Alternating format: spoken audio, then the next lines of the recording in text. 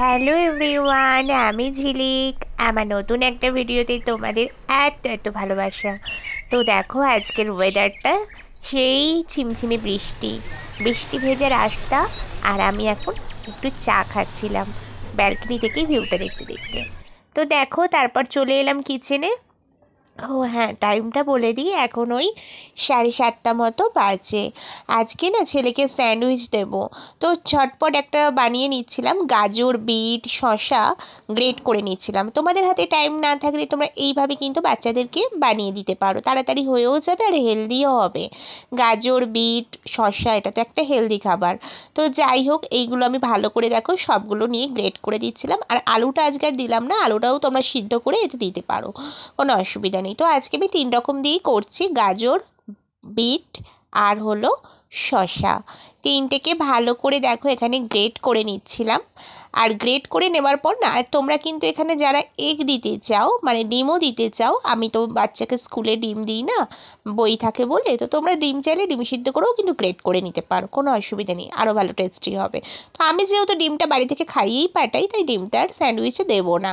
তো দেখো এই সাইড থেকে যে মোটা মোটা এগুলো থাকে ওগুলো আমি ছুরিতে করে ভালো করে কেটে নিচ্ছি। ওগুলো না বাচ্চারা দেখবে খুব একটা খেতে চায় না, তো তোমরা ছাড়াতেও পারো, নাও পারো, বাকি ছাড়িয়ে দিলে কি বাচ্চাদের খেতে একটু সুবিধা হয়। তারপরে দেখো এটাতে আমি একটু বিট নুন আর গোলমরিচ গুঁড়ো দিয়ে একটু মানে মাখিয়ে নিয়েছিলাম। তারপরে এই তো ব্রেডের মধ্যে লাগিয়ে দিলাম ওপর থেকে। আর এই যে ভালো করে দেখো ব্রেডের মধ্যে লাগিয়ে দিচ্ছি। আর তোমরা একটু গোলমরিচ গুঁড়ো আর একটু বিট নুন দিয়ে দেবে, ব্যাস সিম্পলের মধ্যে। এবার দেখো ওপর থেকে এরকমভাবে, আর তোমরা যদি চাও একটু মেয়োনিজ দিতে পারো, কোনো অসুবিধে নেই, আরও টেস্টি হবে। তো যাই হোক, আমি সিম্পলের মধ্যে ওকে বানিয়ে দিচ্ছি। বাচ্চার এমনি কি বলো তো, আমার বাচ্চার এমনি পেটের একটু প্রবলেম থাকে, তাই সস, মেয়োনিজ এগুলো যতটা মানে চেষ্টা করি কম দেওয়ার, এইভাবে খাওয়ানোর অভ্যাস করানোর চেষ্টা করি, মাঝে মাঝে অ্যাড করি।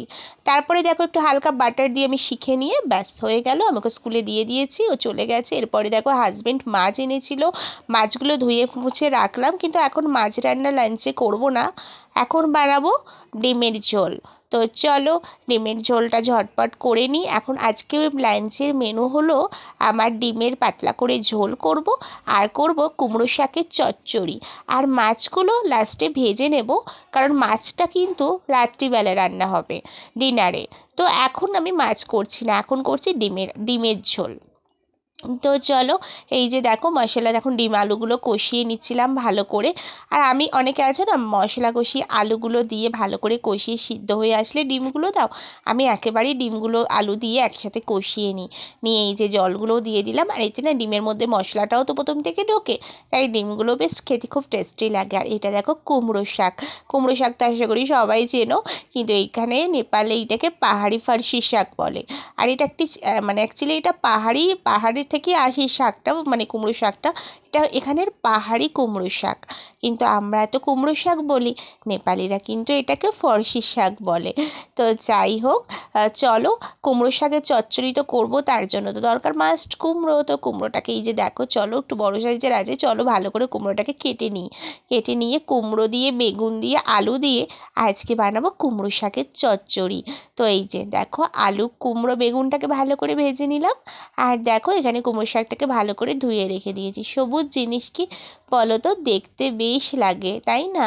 তো দেখো এখানে ভালো করে এগুলোকে ভেজে নিচ্ছিলাম, সিম্পলের মধ্যে ঝটপট যেটা তাড়াতাড়ি বানানো যায় সেটাই করছিলাম। আর কি বলো তো, ক্যামেরা করতে করতে রান্না বান্না করলে না ভীষণ টাইম চলে যায়, মানে টাইম ভালোই হয়ে যায়, মানে তাড়াতাড়ি করাও যায় না। তো চলো কুমড়ো শাকের চচ্চড়িটা বানিয়ে নিই। আর কুমড়ো শাকের চচ্চড়ি বানাতে বানাতে তোমাদের একটা টিপস দিয়ে দিই। দেখো এখানে লাঞ্চ আমি রেডি করে নিচ্ছিলাম।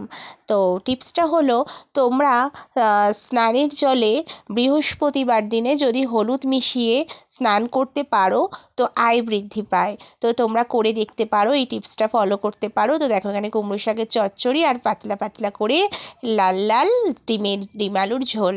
তো চলো ডিমের ঝোল আর কুমড়ো শাকের চচ্চড়ি দিয়ে লাঞ্চটা করে ফেলি। তোমরা স্নানের টাইমে বৃহস্পতিবার, যাদের বৃহস্পতি গ্রহ ডাউন আছে, তারা স্নানের জলে একটু 1 চিমটি কি 2 চিমটি হলুদ মিশিয়ে স্নান করে দেখো, খুব ভালো উপকার পাবে। আর পারলে বৃহস্পতিবার দিনে হলুদ কালারের জামা কাপড় পরবে, হাজব্যান্ডকেও পরতে বলবে, নিজেরাও পরবে, বাচ্চাদেরও পরাবে। হলুদ জিনিসটা পক্ষে খুব ভালো।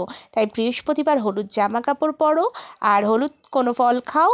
আর এটা দেখো ছেলে স্কুল থেকে এসে গেছে, ওকে ডিম সিদ্ধ আর কলা ওকে আমি এখন দেবো। আর এটা সন্ধ্যে 7টা বাজে, ছেলে এখন পড়তে বসে গেছে। তোমরা এটা করে দেখতে পারো।